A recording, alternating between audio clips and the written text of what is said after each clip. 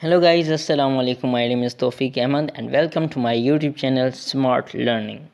Guys, today we are going to discuss about translation of some daily life sentences from Urdu to English, which will be the most beneficial for you to improve your English language. So without wasting time, let's start the translation of sentences. So the first one is मजाक करना बंद करो. मजाक करना बंद करो. Stop joking मतलब मजाक करना बंद करो. तो ये हो गया हमारा पहला सेंटेंस. तो हम आगे बढ़ते हैं अपने दूसरे सेंटेंस की ओर. तो दूसरा सेंटेंस जो हमारे पास है वो है मैं इसे छोड़ देता हूँ. मैं इसे छोड़ देता हूँ. I give it up. मैं इसे छोड़ देता हूँ.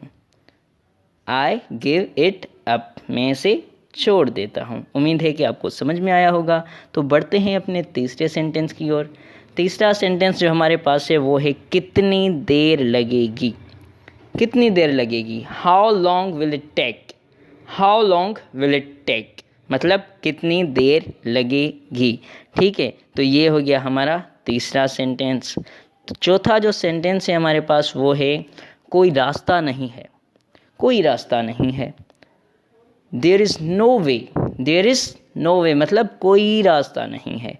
तो ये जो सारे सेंटेंस मैं आपको बता रहा हूँ ये बहुत ज़्यादा ही यूज़ होते हैं हमारी रेगुलर लाइफ में. और अगर आपको इंग्लिश बोलना है तो वही सेंटेंसेस हमको पढ़ने पड़ेंगे जो रेगुलर लाइफ में जो हैं वो यूज़ होते हैं. तभी तो हम जाके अपनी इंग्लिश जो है वो इम्प्रूव कर पाएंगे. ठीक है. तो ये चौथा सेंटेंस हमारा क्लियर हो गया. उम्मीद है कि आपको समझ में आया होगा. पांचवा सेंटेंस हमारा है क्या करें यार, क्या करें. तो ये भी सेंटेंस बहुत ही ज़्यादा ही यूज़ होता है हमारी डेली लाइफ में. इसकी ट्रांसलेशन जो है वो है व्हाट टू डू मतलब क्या करें. ठीक है.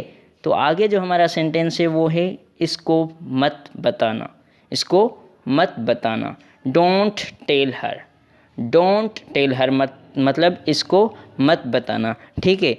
अब हम यहाँ पे किसके बारे में कर रहे हैं कि किसी लड़की को मत बताना. किसी लड़की के बारे में कह रहे हैं कि उसको मत बताना. ठीक है. तो हम क्या यूज़ करेंगे वहाँ पे हर. Don't tell her. ठीक है. यहाँ पे देखें आपने हर लास्ट सेंटेंस के लास्ट में क्या लगा हुआ है. हर लगा हुआ है. तो हर किसको रिप्रेजेंट करता है. लड़की को. मतलब ये जो बात कर रहा है सेंटेंस में उसको मत बताना तो किसके बारे में क्या कर रहा है. ये लड़की के बारे में कर रहा है. किसी आदमी को मना कर रहा है किसी लड़की को मत बताना मतलब उसको मत बताना. किसी लड़की को इंडिकेट कर रहा है. तभी तो यहाँ पे हर लगा हुआ है. अगर हमें इस सेंटेंस में किसी लड़के को इंडिकेट करना होगा तो हम क्या यूज़ करेंगे. हिज यूज़ करेंगे. यहाँ पे लास्ट में सेंटेंस के लास्ट में क्या यूज़ करेंगे. हिज यूज़ करेंगे. हिज नहीं हिम यूज़ करेंगे.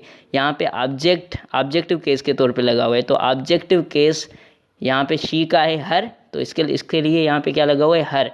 तो हम ऑब्जेक्टिव केस अगर आदमी का लगाएंगे ही का ऑब्जेक्टिव केस लगाएंगे तो वहाँ पे क्या होगा. हिम हो जाएगा. ठीक है. तो अगर हम किसी लड़के को इंडिकेट करेंगे तो क्या यहाँ पे आएगा. हर की जगह डोंट टेल हिम हो जाएगा क्योंकि हम किसी लड़के को इंडिकेट कर रहे हैं. लेकिन अगर हम लड़की को इंडिकेट करेंगे तो यहाँ पे हर ही लगेगा. Don't tell her. ठीक है. तो ये हो गया हमारा सेंटेंस. यहाँ पे आगे बढ़ते हैं अगले सेंटेंस की तरफ. तो अगला सेंटेंस हमारा कौन सा है. उससे बेचैनी हो रही है. She is feeling uneasy. उसे बेचैनी हो रही है. तो यहाँ पे भी देखें आपने शी लगा हुआ है. शी किसको रिप्रेजेंट करता है. लड़की को. अगर लड़के के बारे में बात हो रही होगी तो हम क्या यूज़ करेंगे. He is feeling uneasy. ये लड़के के बारे में हो गया. अगर हम लड़की के बारे में करेंगे तो क्या हो जाएगा. She is feeling uneasy.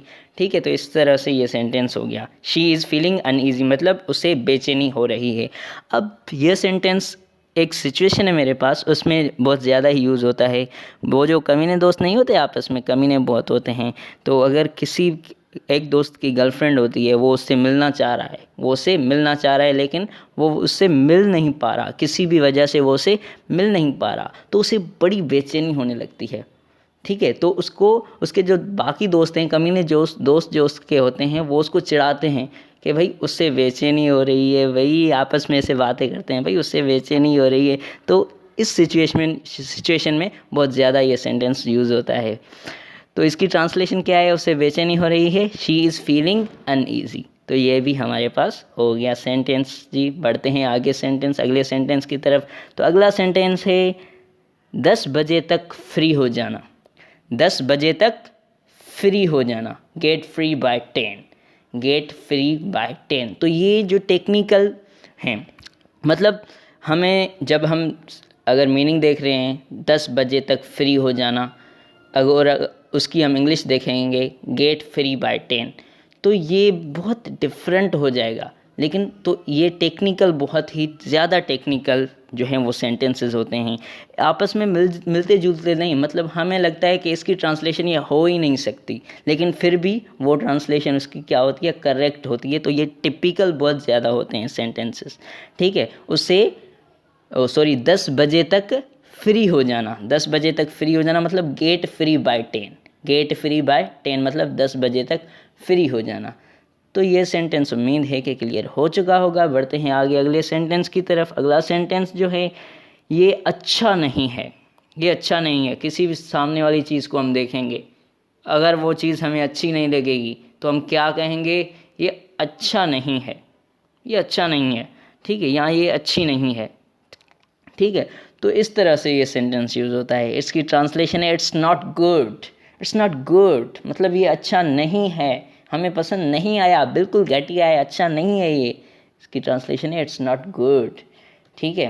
तो बढ़ते हैं अगली सेंटेंस की तरफ। अगला सेंटेंस हमारे पास है आपका दिन अच्छा हो।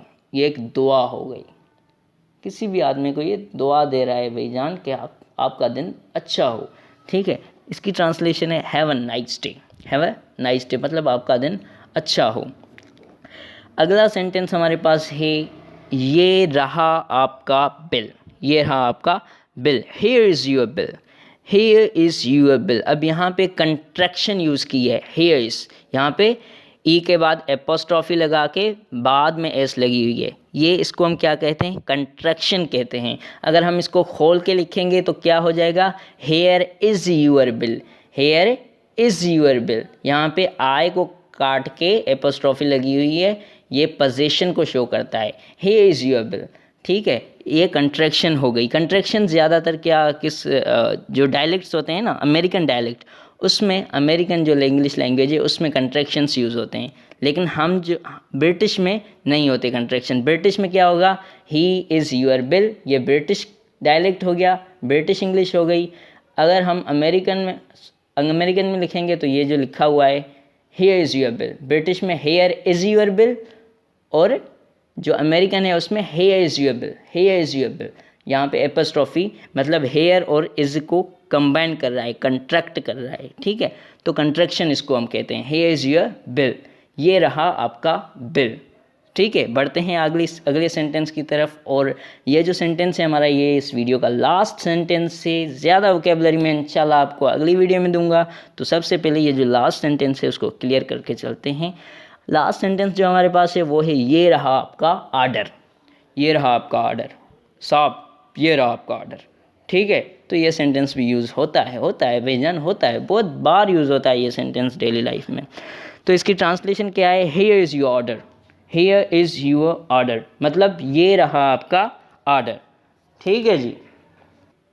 आज का वीडियो यहाँ पे होता है ख़त्म। इंशाल्लाह बहुत ज़्यादा वोकेबलरी आपके साथ शेयर करूँगा अगली वीडियोस में, और बहुत सारे और भी इंटरेस्टिंग चीज़ें जो आपको मैंने बतानी है। तो उसके लिए आपको क्या करना है, मेरे इस चैनल को सब्सक्राइब कर देना है और बेल नोटिफिकेशन को ज़रूर प्रेस कर देना, ताकि जो भी मैं नई वीडियो अपलोड करूँ उसका नोटिफिकेशन सबसे पहले आप तक पहुँचे और मेरी इन्फॉर्मेशन आप तक पहुँचती रहे। अल्लाह हाफिज़।